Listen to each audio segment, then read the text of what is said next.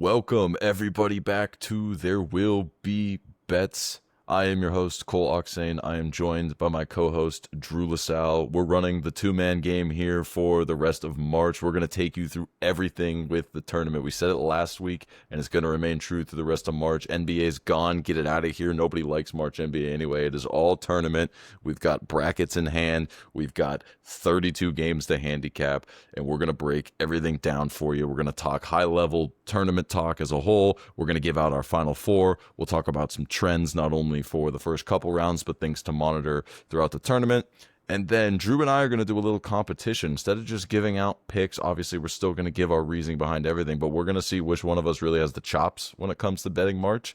And we're each going to pick a few different games. We're going to have a point system to it, so we'll get into that when we give the picks out here in a little bit in the episode.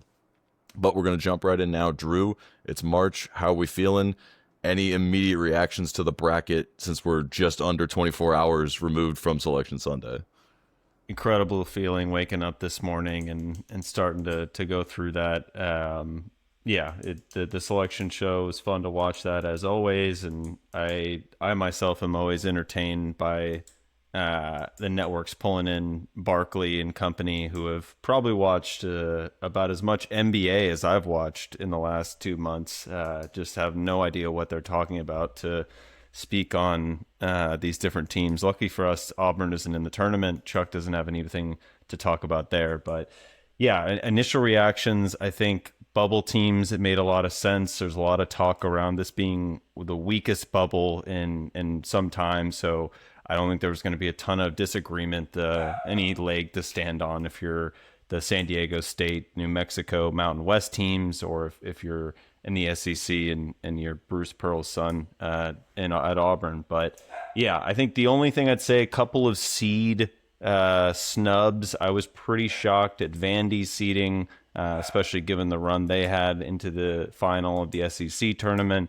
I was a little surprised as well at Purdue getting on the 2 line, an incredible run at the Big Ten tournament to knock off Michigan and really handled them in that game. But I know that was something that this podcast was big on, and it was nice to see one finally go through the net when it came to conference tournament futures. But yeah, just some seed differences. I might have had Purdue as a 3, Vandy maybe as a 4 or even a 3 myself.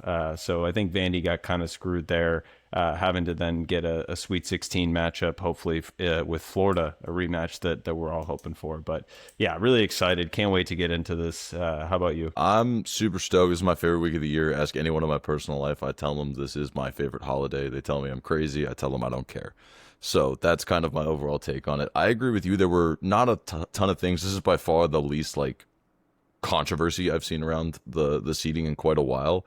I think the other seed that surprised me a little bit, I understand, and I've been the proponent of the Big East stinking all year. I was kind of stunned to see St. John's get a 5 after the second win against UConn, while UConn still got to remain on the 2 line. Now, we have been saying for a couple weeks we didn't think UConn was going to be a 1 seed. It seems like really they might have been way closer to a 1 seed than we thought until losing to St. John's again in the Big East final, from at least what they were talking about, post-selection and the committee coming on doing interviews and whatnot. So that was a little surprising to me.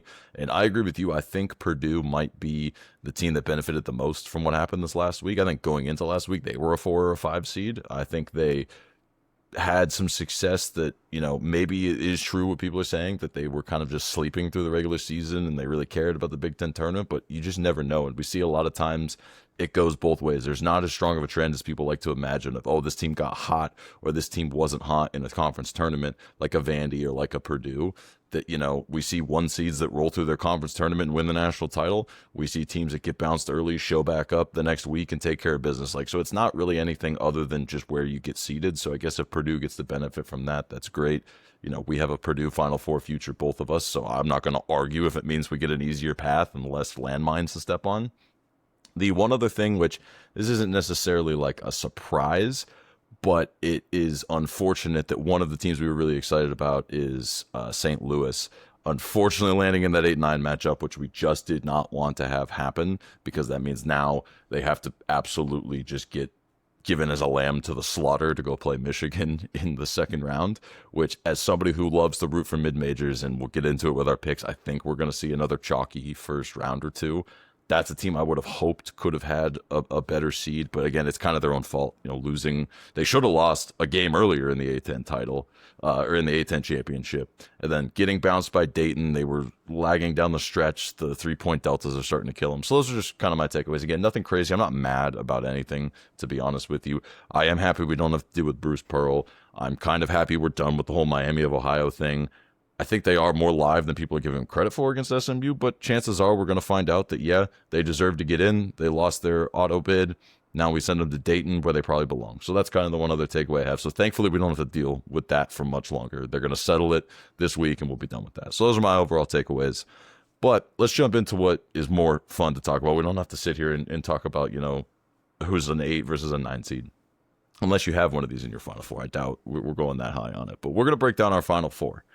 And so I'll let you go first if you want to name who your title is or who your title winner is. I'll name my title winner. Then we can go and name the rest of the three, and we can kind of break down where we're together, where we're separate, and what we're thinking on that. Yeah, I'll go region by region here. I'll start in the East with probably the most basic and what you'll see a ton of. I just don't see a ton of resistance for Duke in the East region. I actually think their toughest game will come in the Sweet 16 potentially, assuming that either St. John's or Kansas can get by. I do think St. John's may run into some issues, and I'll touch on that in a bit. But overall, East region, I see Duke having a lot of success. I don't see TCU or Ohio State threatening them in that round of 32 matchup. And I have a lot of concerns on the other side of the East region that we can touch on as we go. But like Duke coming out of there, I go over to the West. I obviously am going to have a lot of love for the Cats. Arizona, I think, gets to the Sweet 16 pretty easily.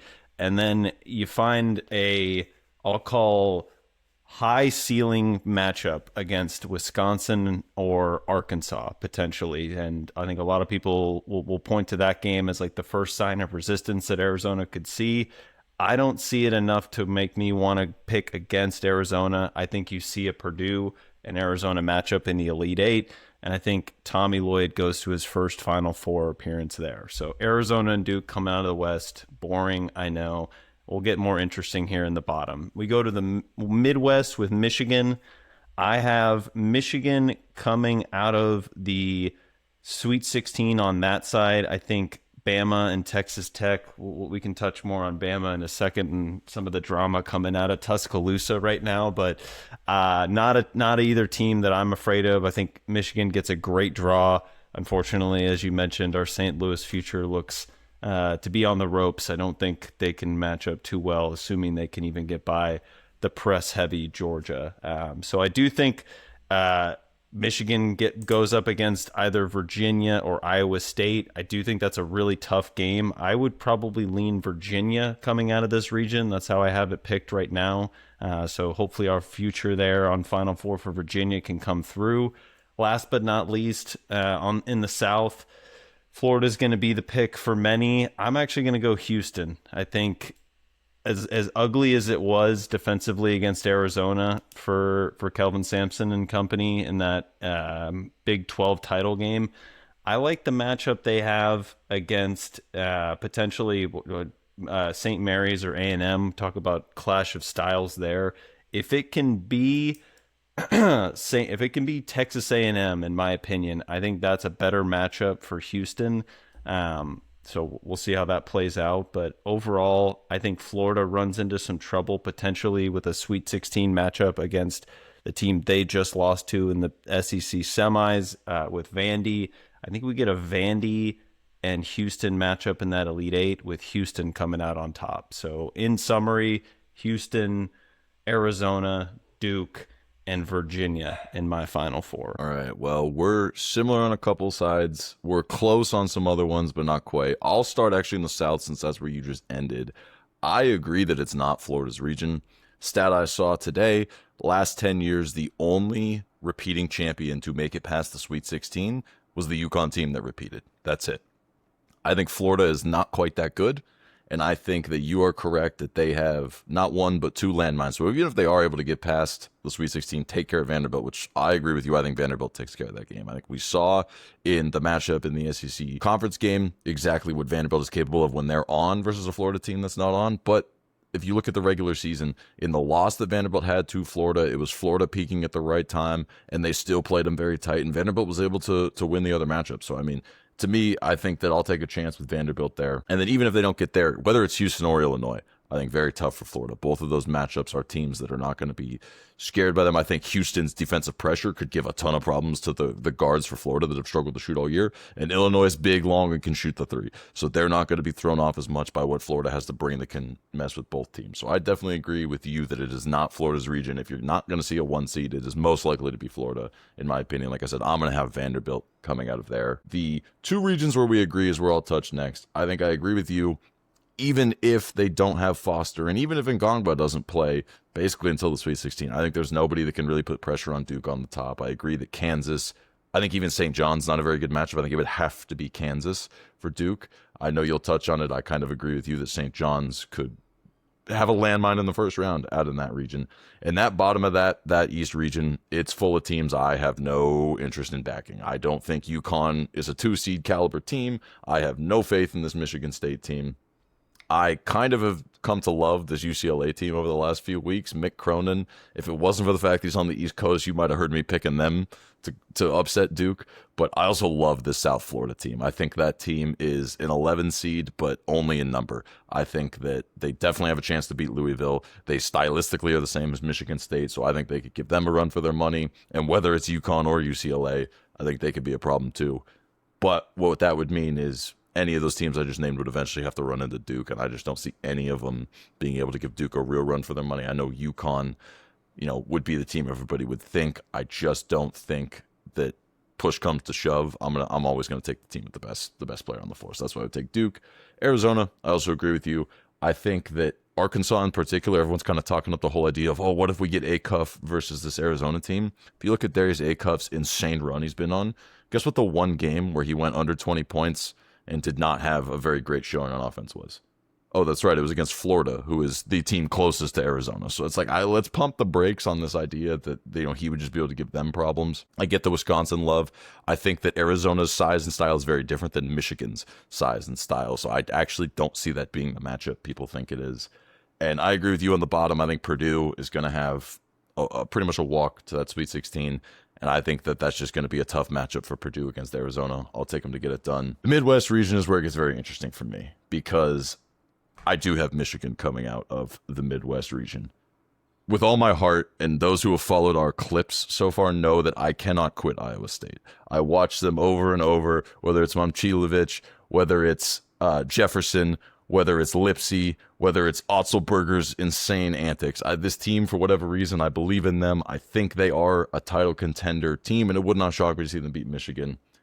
I just feel like we saw the Arizona versus Iowa State game, and that's exactly what this Michigan game would look like. It would come down to the wire, but I would favor the team that's got a little bit more size and a little bit more depth. So that's where we're coming from me. I get where you're coming from with Virginia. I think that they have a very formidable path for them, and if Iowa State could get knocked out by, say, maybe a Kentucky or even a Santa Clara, I think that Virginia could very well end up in that Elite Eight. It would not shock me either. But so my Final Four is Arizona versus Michigan, which you could argue might be the title game in the Final Four, and then a Vanderbilt versus Duke. And then just to give the rest of mine, I have Michigan getting the job done. That might strictly be because I just can't help but fade the public consensus on this whole thing. So I'm going to have a Michigan, and then I'm going to say Duke gets it done. I'm going to say we get a repeat of the battle we saw a few weeks ago. And I'm going to say Michigan gets the job done, even though that makes me wildly uncomfortable. What is your Final Four playing out like? Yeah, I like that though. Michigan Duke would be what was that Fab 5 year? Was that 92? 91 or 92? I think it was 91 or 90. Yeah, that would make it might have been 92 because I think 92 was when UNLV got beaten by Duke, and then Duke played the Fab Five. I think it was 92. That'd be a great matchup. I mean, that would be good TV. For me right now, and I'm allowed to change this. I would probably go with We'd have, sorry, I'm just looking at this, Virginia and Arizona. I would probably go Arizona over Virginia there, and I would take Duke over Houston and have a Duke Arizona matchup. Um, and I would probably will be a basic dude, and we're going to take Arizona to win the national title.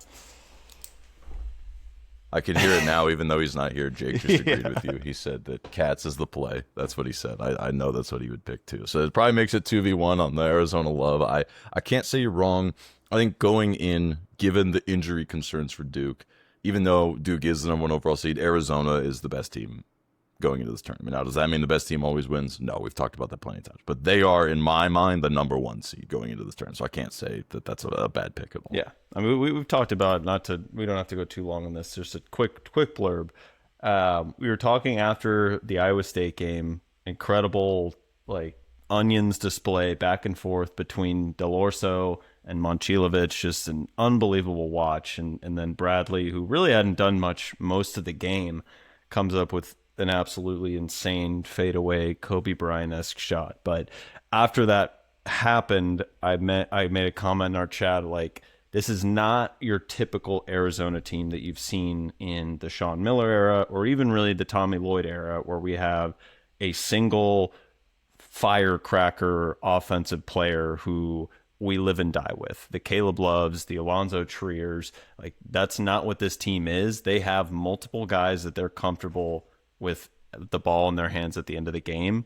And I love that they're not 3-point dependent. So hopefully we keep hearing that narrative play out, and it hasn't been an issue up to this point. Yeah, exactly. If you can run great offensive sets and run 9 deep, it doesn't really matter if you don't shoot 33s a game. It just doesn't. And I think to your point, too, we saw it against Houston.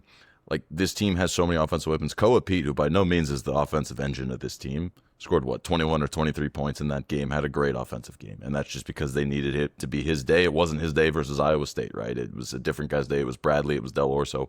Like, when you have a team that can do that with that many options, that is scary. And that's why you're going to favor them, even in a matchup against a team like Duke, because for all the love we've given Duke, they got one guy. And eventually it's possible. He hasn't had one yet. He has not had a stinker yet in his entire career. But it's possible you get a bad night out of Boozer, and then this Duke team is in trouble. Whereas Arizona, great. We're just going to throw in another guy. They run 8, 9 deep. So I agree with you. I think that makes sense. But we can leave the Final Four there. Drew's correct. Subject to change. This is not a bracket prediction podcast. That's not really where we make our bread and butter. We're here to look more on the round-by-round basis, find edges where we can. And that doesn't mean we won't play against some of these teams come later in the tournament. We might find some opportunities, especially, if upsets happen and some numbers seem a little off. That doesn't mean we won't fade any of these teams we threw out there. But as far as finding edges going into the tournament, we're going to touch on... Sorry, I had something fall off the wall back there. Getting too excited. But we're going to touch on a few different trends that we want to note for everybody, which leads us to a few plays we like before we get into our official picks for the round. And first is something you probably have seen if you're on Twitter, or Reddit, or any of these heavy sports betting places where you can find information. But first half unders in the NCAA tournament is something everybody loves to talk about, and for good reason. It's been a profitable way to bet the tournament, particularly round one and somewhat round two, but particularly round one. Now, I'm going to read off the stats here for you, and then we'll explain exactly why we like 3 plays here when we filter down the data a little bit. But if we look at it since 2018, so obviously there was no tournament the year of COVID, but other than that, it's every tournament since 2018. First half unders, just straight blind, it doesn't matter the number, doesn't matter the teams, are 254, 207, and 7. That's 55% against the spread, so that is profitable. If you filter that down by games where the first half total is under 70 points, so lower totals usually means better defensive teams, means better chances at unders, that number jumps up to 60%, and that actually can go back all the way to 2011 because we want to add sample size there.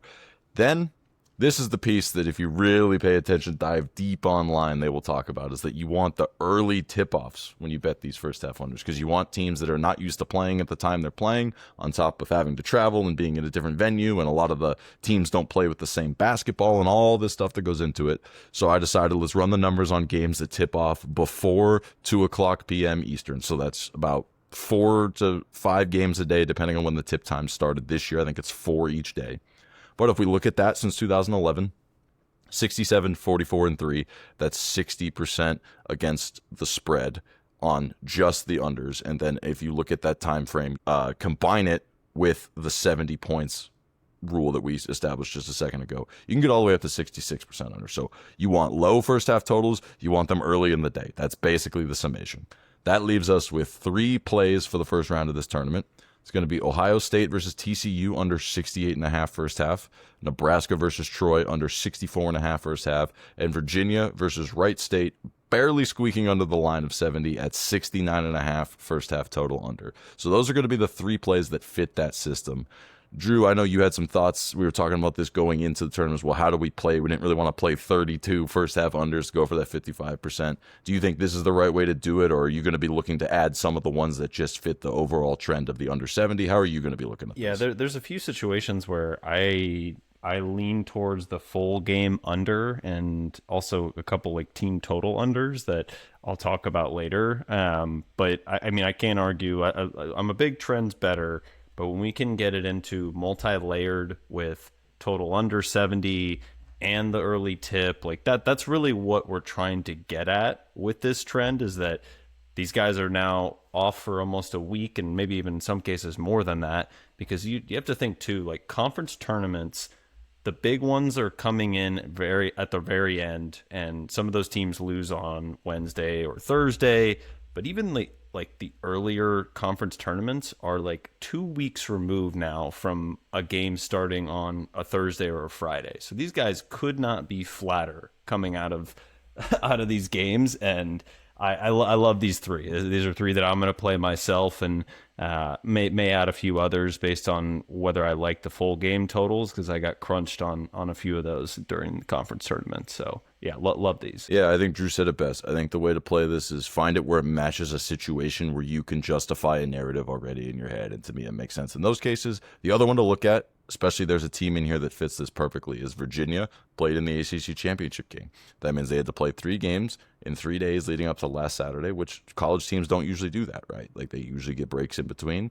And then all of a sudden now they're only going to have like a 3-day break, a 4-day break into a game where they're playing an early tip-off, and they have to travel outside of their home venue to do that. So naturally, you could see where even if they're going to take care of business and maybe put up points later in the game, you miss a few shots. Anyone who's played sports knows it's tough to get up for those early tournament games. We've all been there before, where you're trying to get yourself going and you just can't, and that's when you're at your youngest and your spryest. Some of these guys are 22, 23 years old. They're not as spry anymore. So, that's where I think you find the best value here with these trends, is finding where it can fit a narrative or fit a look you already had. But again, the stats do tell you if you're looking at a first half under, chances are you're probably on the right side, historically speaking. So that's why we wanted to highlight that trend. It's a fun trend for us. Again, we'll be playing these 3, maybe a couple of others. And so we'll even be looking into the second round, looking for maybe some of those. Again, there's less early tips in the second round, so it's harder to find those. And if the numbers don't match up, but if they're there, we're going to try and play those as well. All right, so that will bring us to trend number 2 that we wanted to bring up. This one, a little bit sillier, but I think it has some credence. And again, it fits a narrative that you might have already had. When you look at coaching experience in the NCAA tournament, I know people say it matters. Well, that's because it matters.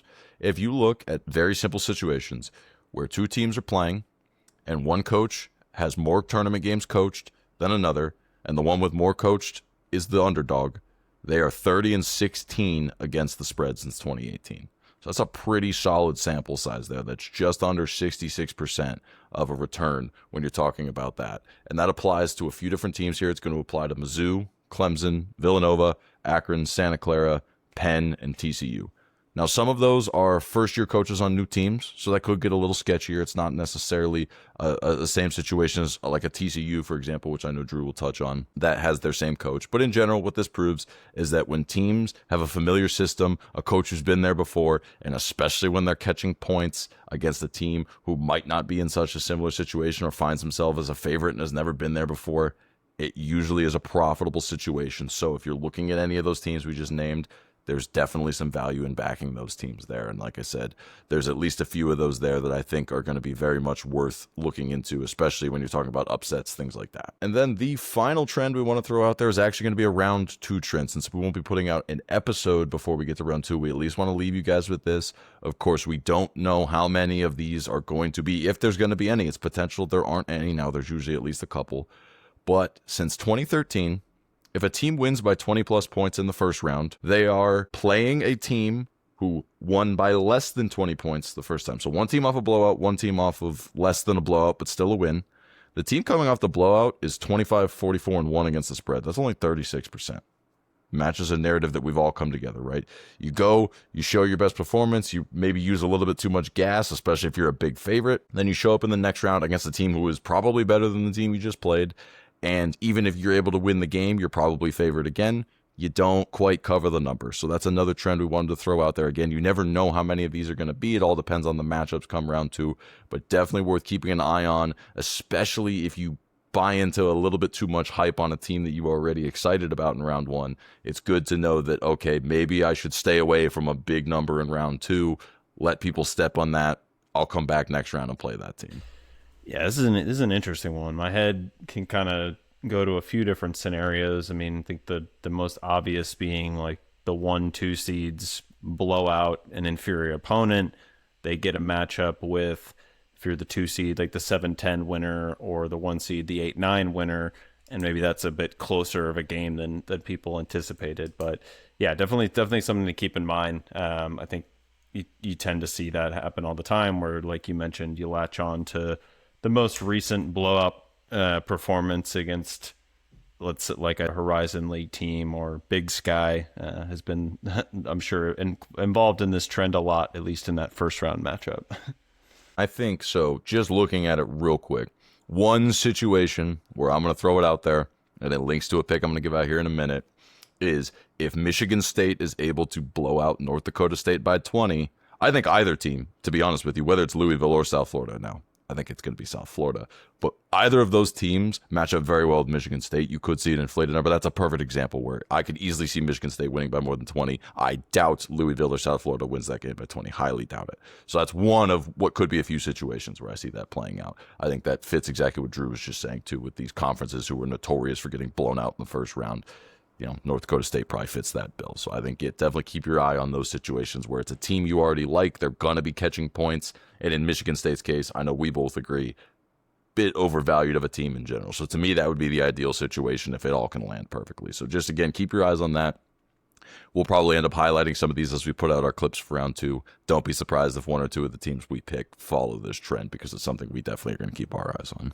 Yeah, no doubt. Before we get into our official picks and our official competition here through March, if you are enjoying the video, please go ahead, hit the like button, tell YouTube you're liking what we're doing. We're going to keep all of this going throughout the rest of March. If you are interested in seeing that through the rest of March, make sure you hit that subscribe button, hit that bell as well, so you get notified every time we upload all the way through the rest of March. And then it won't stop there. We'll be covering the NBA playoffs and everything into the summer as well, so make sure you stick around and tune in for that.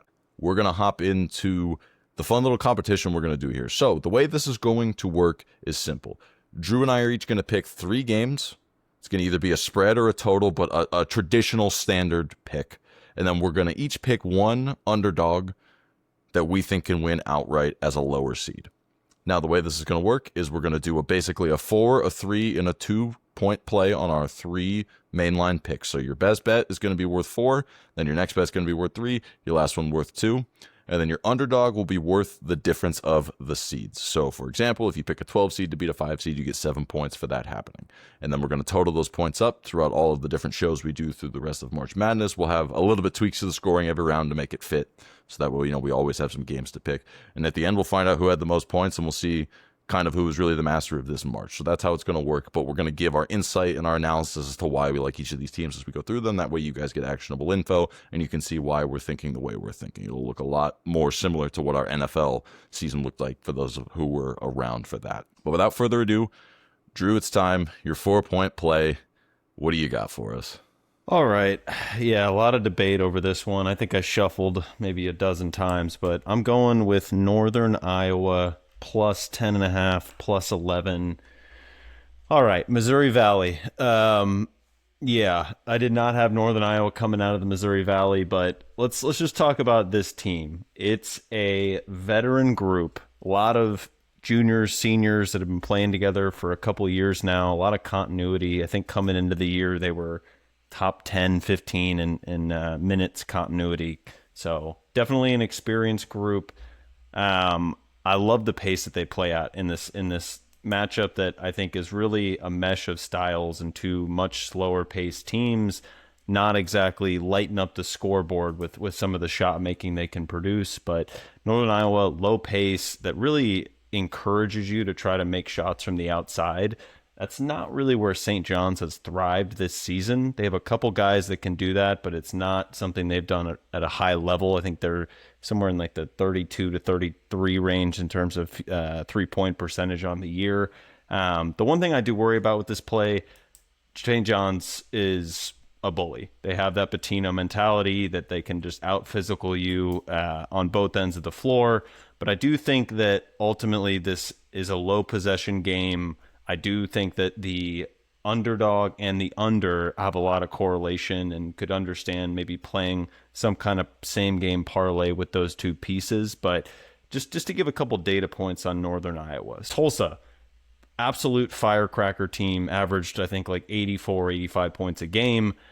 This Northern Iowa team held them to 63 in a loss in Tulsa back in November. So clearly dictated pace in a game that otherwise Tulsa pretty much ran up and down with every team they played against in the American. Other data point, played a team that was much closer comparison to St. John's, lost by 5 to St. Mary's, and I think it was a 63-58 game. So again, like controlling the pace, I think is ultimately what drew me to this play, and I think the experience factor, late game scenarios, a Northern Iowa decent from the line as well. I think that all plays into them keeping this close. I also think with the love for St. John's coming out of the Big East tournament, riding high, maybe a bit of an overlook here on Northern Iowa as they prepare for that round of 32 game and trying to get into the Sweet 16. But yeah, first pick, I'm going Northern Iowa. I think the number really, you've seen some sharp money come in on St. John's and it's driven it up. That's fine by me. I like 10.5. I like 11. I think Northern Iowa keeps this one close. Any thoughts on this one? Yeah, well, I appreciate it. I did bet St. John's on the open, so I guess you are officially declaring me sharp money, so I appreciate that. I took some St. John's minus 9.5 just for a little bit. It was only about a half unit for me. I don't disagree with you. I think I just trust in the bully ball a little bit, and that's why I did not end up playing Northern Iowa. I think what you're saying makes sense. If you're talking about a team that can keep a game close in the tournament, you want a slow-paced team. You want a team who cranks up shot variance. You want limited possessions. But that everything I just described to you is also St. John's, right? Like that's just what they do as well, except maybe you could argue on the shot variance part. But I think my thing is that this will look a lot like the Seton Hall matchups for St. John's. Now, the question is, do you get the Seton Hall matchups where they lose by 6, or do you, unfortunately for you, get the ones last week where it lands 12? That's what I think these games are going to look like. I think Northern Iowa is very similar to Seton Hall in their play style. And I think they probably shoot a little better. They're a little less athletic. That's just the difference between the Missouri Valley and being a Big East team. But that's what I think this game looks like. I think it comes down to, can you stop edge of 4 and all of the bigs down low from just absolutely posterizing you every play or every possession?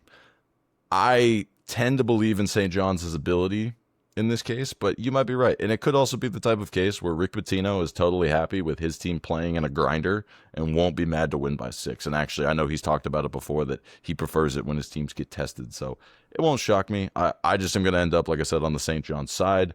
At anything above 10, it's hard to play St. John's. That's why I played it on the open. I don't think you're wrong.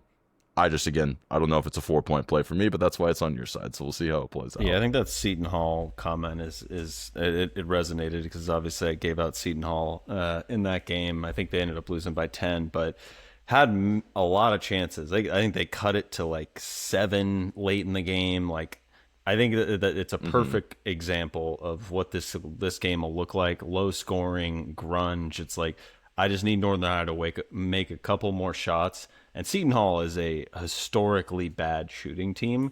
Like that was the the handicap that I gave out on, I think it was Thursday they played or maybe Friday, was that this needs to be in the low or in the high 50s, 60s for Seton Hall to have a chance because they cannot score at all. Northern Iowa has a little bit more ability to do that, but yeah, I think that there's a lot of parallels to those two teams. Yeah, and at the end of the day, there are sometimes March is about magic, and I mean, come on, Northern Iowa is notorious for its March match. I mean, people are going to be having throwbacks to the 2011, I think, team it was that knocked off Kansas. Yeah. So you never know. Sometimes that's all it takes. Yep, exactly. Speaking of Kansas, that's where we're going for my first pick. I'm going to lay the points with Kansas. Yeah, I'm going to lay the points with Kansas.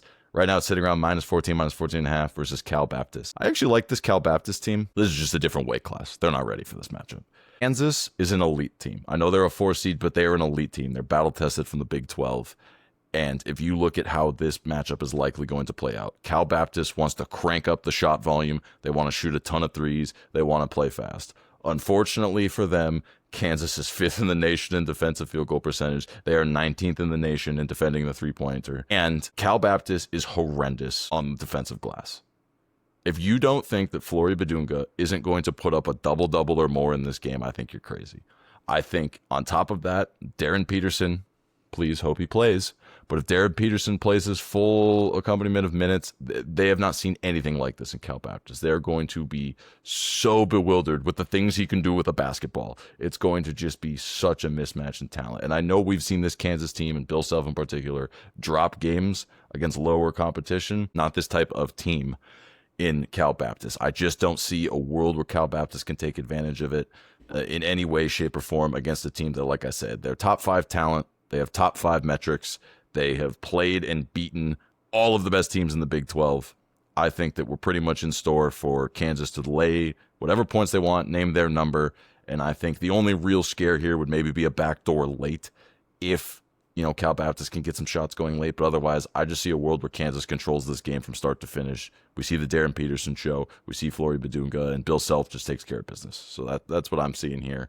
I don't know how you're feeling about this. I tend to think you're on my side, but maybe you're not. Yeah, no, I'm in line with you here. I was just going through. Obviously, Daniels is the catalyst of this offense, and albeit a limited one for Baptist. So, figure you see Peterson guarding him for the most part, and pretty undersized. I think Daniels is maybe like 5'10", 5'11" on a good day, but an electric tournament run for Baptist. I think he had 41 and then 23 in that finale.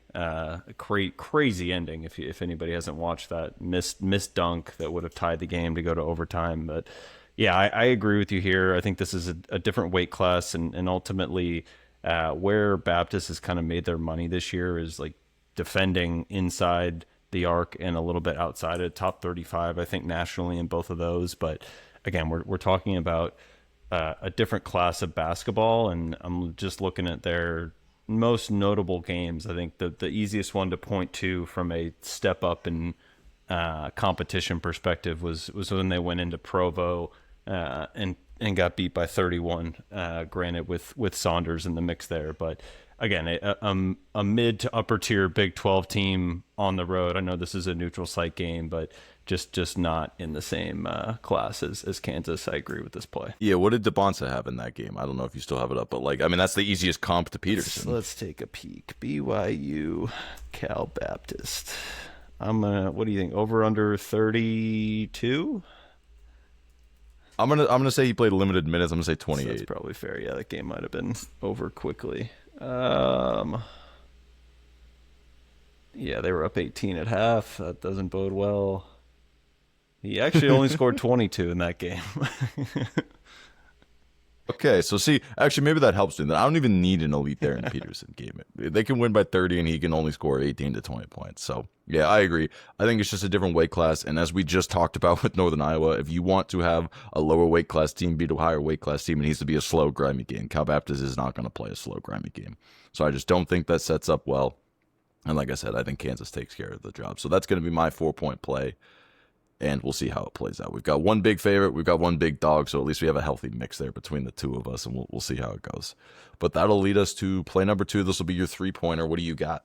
Yep. Okay. I am going to the Big 12 again as well. I'm going with TCU plus, I think it's 2.5 out there in the market now against Ohio State. I think I saw you grabbed 4.5, which felt like a fake number when I saw that come in through action.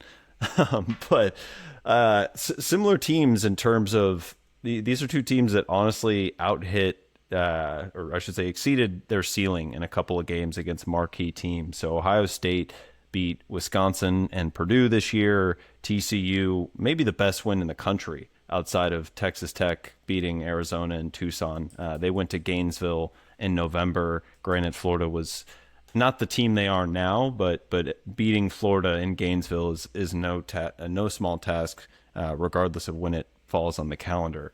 For TCU here, I mean, this is a deep team. I think they have 8 guys that average over 8 points a game. So really a lot of different guys that can kind of come at you on offense, play a little bit faster, really lead with their defense, try to turn you over quite a bit. Ohio State, not a super turnover prone team. I think they average somewhere in like the 10 to 11 range, which is about mid FBS. But ultimately, I loved the stat you talked about with coaching experience. This played into the TCU narrative with Jamie Dixon, and I think this is ultimately a game that TCU controls the pace a little bit faster. I've seen Ohio State in the non-conference really struggled. It wasn't until midway through Big Ten play that they kind of found their footing and have really been playing well the last like 2 to 3 weeks. But the same can be said for TCU. I think they've won, I want to say 10 of their last 13 games leading into that loss in the Big 12 tournament. But yeah, I like the Horned Frogs here. Give me them plus 2.5. Any thoughts there? Love it. I honestly, the only reason that you got it is because I just didn't make it a high enough value on the points. You got to take it because you made it a higher point value, or else I would have taken it. As you said, I played it on the opener as well. We've talked about it all year. I'm a believer in the Big 12 and how strong that conference is. So I think when you're talking about the middle of the Big 12 versus the middle of the Big 10, give me the middle of the Big 12. You talked about both of them punching above their weight class. If you look at TCU, the reason they could punch above their weight class is because of the depth, like you said, and the dispersion of talent. Whereas the reason Ohio State punches above their weight class is one dude. It's all Bruce Thornton. Like, he is the machine. And yes, if he has a March game, puts up 30, 35 points, and just takes over this game, TCU's in trouble. That being said, I like my chances if I can rely on 7 or 8 guys versus one guy, and all we got to do is keep him under control. And like you said, until very recently, Ohio State had trouble playing against teams who were able to play up. So if you get a good game out of TCU, maybe we see those issues as well. I mean, I'm kind of thinking of that Virginia game. We saw Ohio State play in that weird non-conference thing about a month ago where they hung around. It'll be a close game for sure. But, Virginia was able to pull away in the end because I think Virginia is just a little bit of a higher class. And now maybe Virginia's also better than TCU. But again, I just trust in that Big 12, that battle tested. And like you said, that coaching thing makes a lot of sense too. I mean, if nothing else, I'll fall back on that I trust. Jamie Dixon's been there before. He knows what he's going to do.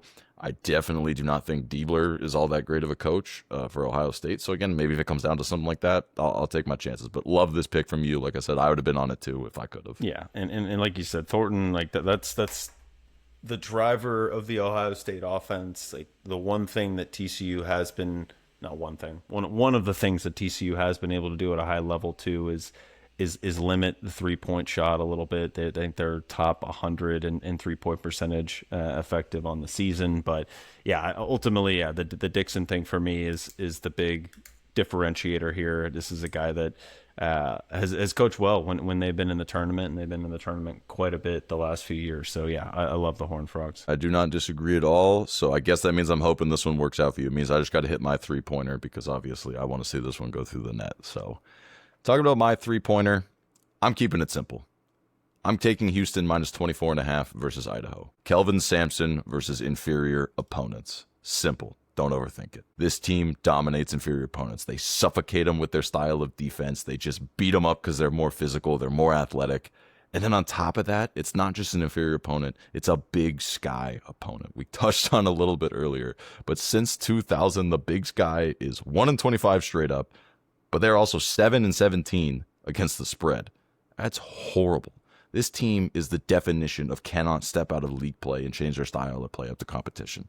If you look at it a little bit further under the hood, Idaho is literally sub 200 in the nation in every major shooting category. Do you think that matches up very well with this Houston defense? I don't.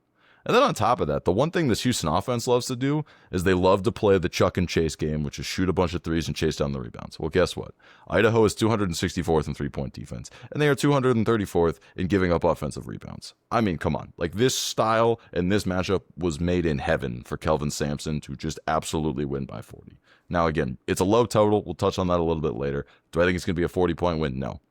But if you look back at Kelvin Sampson as a 20-plus point favorite, he's like the opposite of what we talk about with Kirby Smart in Georgia football, where Kirby always, packs it in and never covers big numbers. Kelvin Sampson is the king of covering these big numbers, especially when it comes tournament time. So I'm absolutely going to trust him to do it one more time.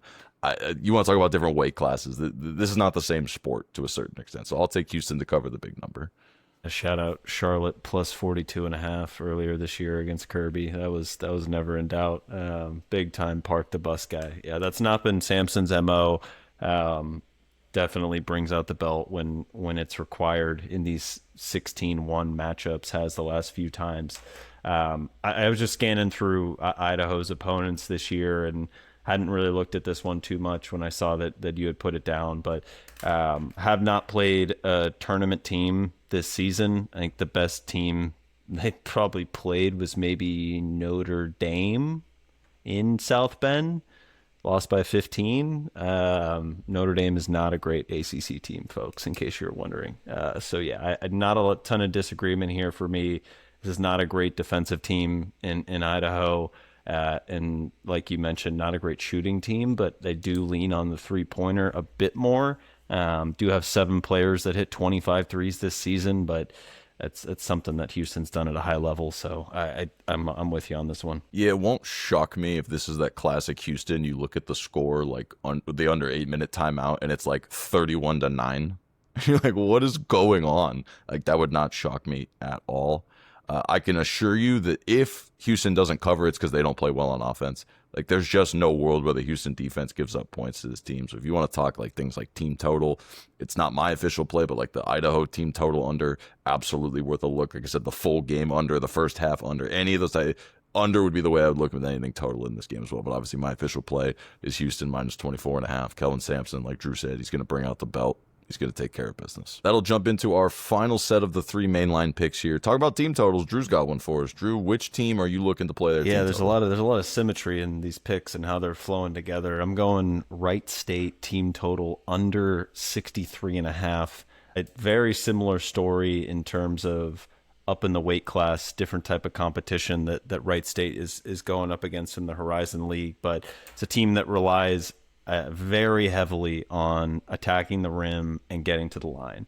Top 50 in near proximity percentile rate, 95th percentile in rim-oriented offense, top 100 in free throws attempts per game. That is none of those stats work against Virginia. This is a team that grades out as one of the best 2-point defenses in the country, top 15 in effective field goal percentage. Also just showed on the national stage that they can compete at the highest level with a high-level team that wants to get to the rim and get after you. And Duke was really impressed with that effort, even though Duke is down a couple players, obviously. But a huge opposite result in terms of what we saw earlier a couple weeks ago when I had Virginia just get throttled in Cameron. But, yeah, really like Virginia in this spot. My only concerns are from a pace perspective, just not getting over the spread number. So I'm going the team total route here. I just don't see a path to points here for Wright State. Just to give a quick data point, probably the closest team to a tournament team that Wright State played against was Cal, who was a fringe bubble team.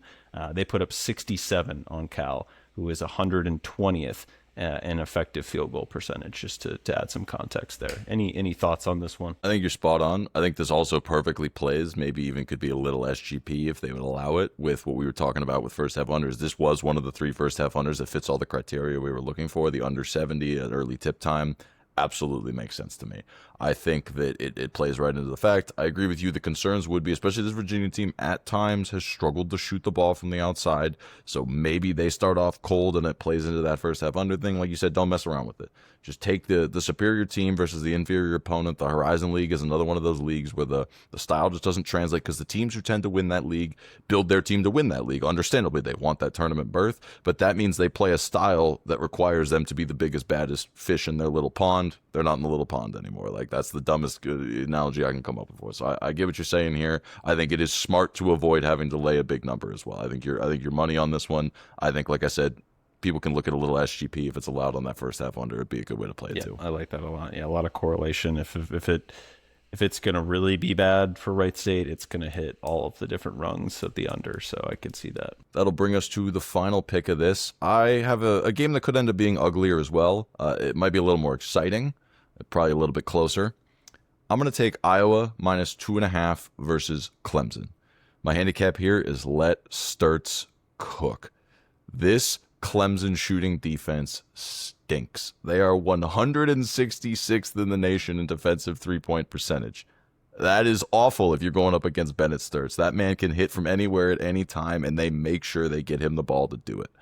On top of that, if you look at Clemson's offense, they turn the ball over a ridiculous amount for what you're used to seeing with this Clemson offense. They are 211th in assist to turnover ratio, so that means they are terrible at getting more assists than they get turnovers. Meanwhile, this Iowa defense, shock to nobody who has followed the rise of McCollum from Drake up to Iowa, they are top 20 in the nation in defensive assist to turnovers. That means they force way more turnovers than they allow you to have assists. So if you're telling me and we get an Iowa team that has a great scheme, that keeps the pace slow, keeps it low possession, has great three-point shooting, and they force a turnover-prone team to create turnovers, this is a match made in heaven for me. This is when they talk about an 8-9 matchup. First of all, it makes sense why Iowa as the 9 seed is going to be favored here, because I do think they are the better team. It's just they came from a tougher conference this year. But these are those matchups where it just makes sense in every way, that even though the seeds tell you it's close, it's just, if you're a Clemson fan or you're somebody trying to back Clemson on any type of run, this is just a nightmare matchup for you. So I think Iowa is going to go ahead, get it done again. Let Sturts cook. I want to see a legacy run in the tournament from this man more than anything. So let's hope it at least starts here. We'll see what happens after that, but at least get us 130-point, 5-6 3-pointers at the very least run for me. Iowa, definitely a team that can force some turnovers. Clemson more than happy to oblige there.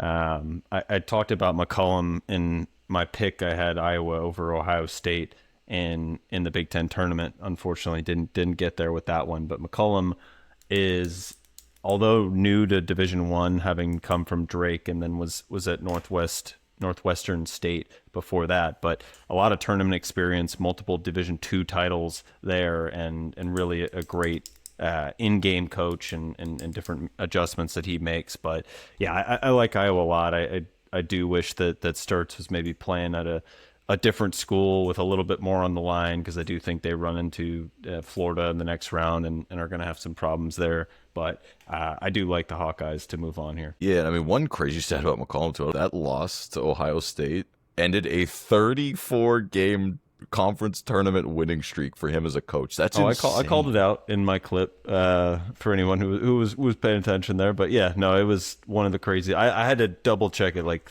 2-3 times to make sure that I wasn't getting got with AI. But yeah, absolutely unreal stat, and was really disappointed that came to an end so early, because I did think Iowa had a chance to make a bit of a run. So, but hopefully he gets a new one going with this tournament. That'd be awesome. So we'll see what happens, but I think Iowa definitely gets it done against Clemson. And then, like you said, you never know. Maybe you get a guy like starts going, some house money. Maybe Florida's in trouble too. But obviously we got to start with Clemson, so hopefully they keep care of business for me there.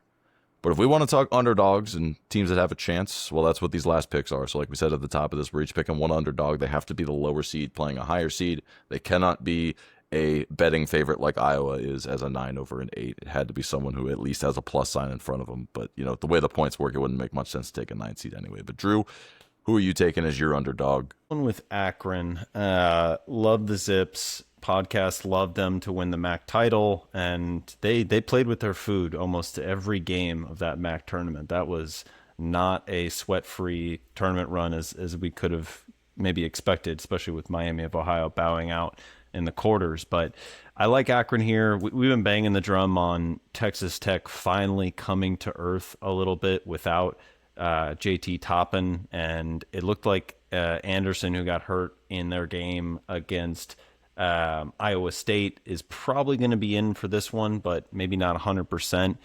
Ultimately, for this play, it comes down to just a high variance game. Akron is a team that loves to run, loves to shoot the three. I think they're top 15 in 3-point field goals made on the season.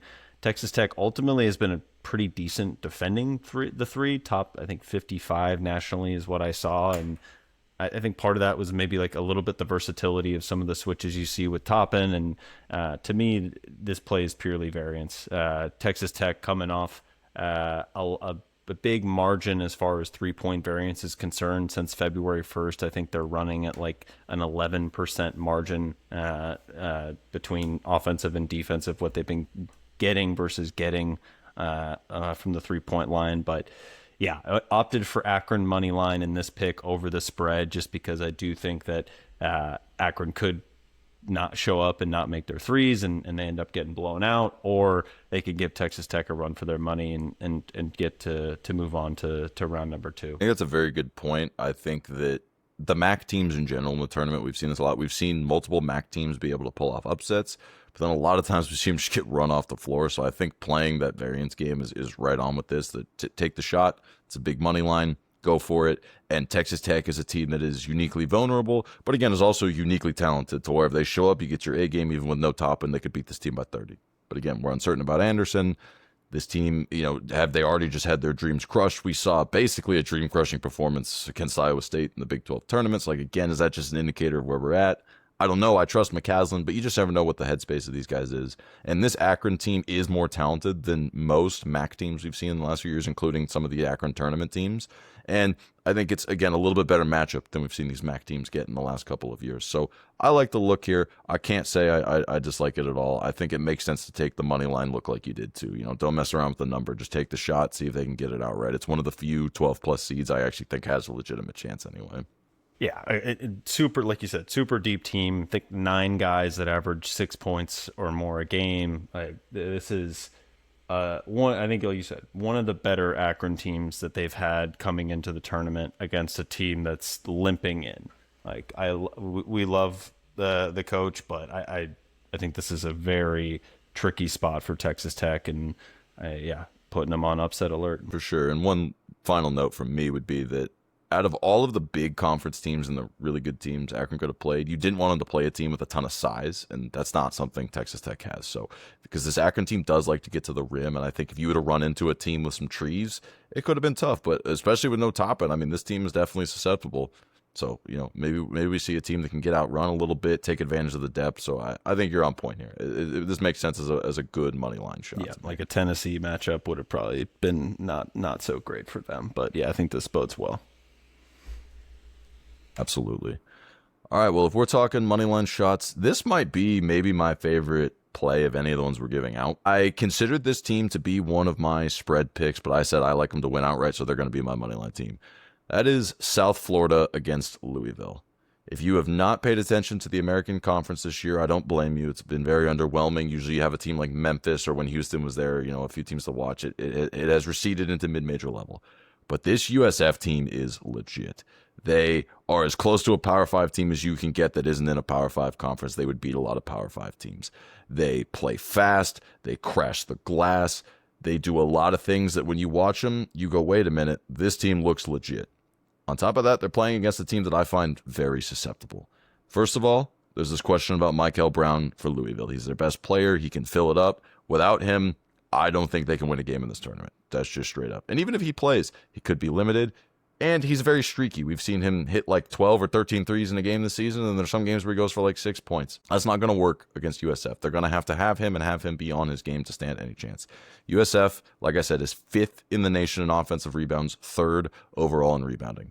They're going up against a Louisville team who's really not great on the boards. Louisville is 228th in defensive rebounds. They're 161st overall. USF is 32nd in assist-to-turnover ratio. The Louisville defense is like 208th in that. So again, a team that doesn't turn the ball over against a team that doesn't force turnovers. That means we get a lot of attempts at shots, which means we usually end up with more points. USF is also top 5 in the nation in scoring. Like I said, this team likes to play fast, and Louisville gives up a lot of looks because they like to play fast too. So this is not going to be one of those low-scoring, high-variance games. This is going to be an absolute race, and I like a team who I think is deeper, has just as much talent, is well-coached, and has basically run the gauntlet the whole way. They had one small slip-up with some injuries in American play. Other than that, I think they went 17-1. They won the American Conference Tournament, and they did it handily. This team, like I said, is as legit as they come. This is the type of 11 seed that not only can win one game, but can win a couple of games in the tournament. So give me them to take care of business outright, especially against a Louisville team who might be without their best player. Yeah, I don't know. I think I've talked about the last few weeks that I'm not a big Louisville guy and was not looking to back them in the ACC tournament, and certainly won't be in this one either. I was just looking at like a comparison, like if I had to compare a team in the American to Louisville, and I think Tulsa has like some elements of what Louisville does, like very 3-point reliant, and in the two games that South Florida played against Tulsa, beat them by 6 and beat them by 15. I'm not saying that Tulsa is as good as Louisville, but I do think there's some elements there. South Florida also went to Tuscaloosa and played Alabama pretty close there, and an absolute shootout, 197 points in that game. Good Lord. But I like this one. I think South Florida, both offensively, defensively, very strong. I think top 60 nationally in effective field goal percentage on both sides. And yeah, like I said, not a Louisville guy. I think this is a great matchup for South Florida. I like Pat Kelsey. I like what he's got going on at Louisville, but this is just one of those teams. And like Drew said, there's a few teams every year you look at going into the tournament, you say, I want to fade those teams. Unfortunately, some of those teams I was looking at this year got matchups that I think favored them, so I didn't have a lot of them, but Louisville was one. This was the first play I made, like I said, on the spread when the lines opened yesterday after the selection show. It was absolutely a no doubt when I saw the matchup with this team. And like I said, if you're talking brackets and stuff like that, I like this team's chances to beat Louisville. I like their chances to give Michigan State a run for their money too, because of the way they play.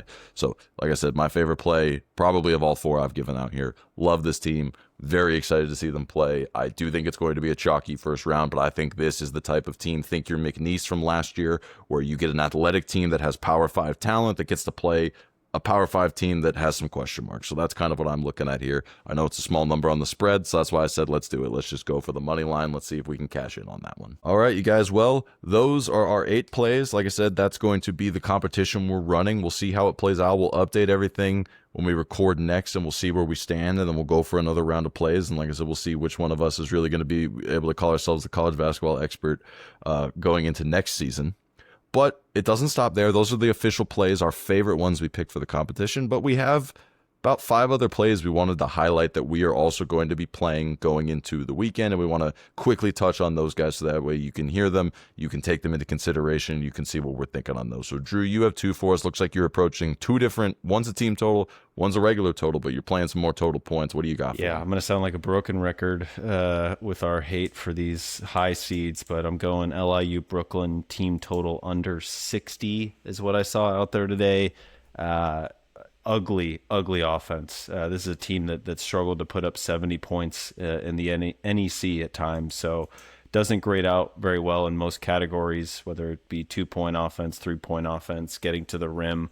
Really the only thing they've had success with this season is shooting the 3. They were top 80 to 85 in that, but Arizona's top 30 in defending the 3. So I don't see a path to a lot of points for LIU. I think this is a game that Tommy Lloyd and company control from the jump, and might be worth also what we talked about in the same breath as Wright State, maybe a first half underplay in conjunction with LIU team total under. Second play, let me break up all of the under porn for a moment. We're going to go Vandy McNeese over 150.5. Holy free throws. Get ready to watch some guys shoot free throws in this one. These are 2 teams that were top 20 in free throw attempts and opponent free throw attempts. So I think we see 20 apiece on each side. This is a team that has no problem running in Vandy. Just played a game into the 160s, I think, with Florida, and then another barn burner against Arkansas. And McNeese is happy to oblige. So yeah, I like this total over. A lot of stoppages, like I said, with the free throws, lends to more possessions as well. Yeah, for those of you who don't watch Southland basketball, those refs, if they get paid per whistle, my God, they're wealthy. That's all I can say about watching Southland basketball. So I get what you say with the free throws there. I'm going to talk about another team that likes to play with pace, and we mentioned it already. I'm going back to the well of beating up on low-seeded teams, but I'm going to take Michigan State minus 16.5 against North Dakota State. The Summit League is the same as the Big Sky, the same as the Horizon League. These conferences, that their play style just does not match up well in the tournament. They usually get run off the floor by these teams, and Michigan State is a team who will absolutely run. They will crash the glass incessantly, and Tom Izzo will just kind of keep it rolling no matter what. So I love Sparty to get it done here. I don't see any resistance out of North Dakota State. This one is actually one I could see going up over a total, so no unders or team total unders for me. I think North Dakota State could get some buckets just by the nature of the pace of the game. So go ahead, just lay the points with Sparty. Tom Izzo will take care of business.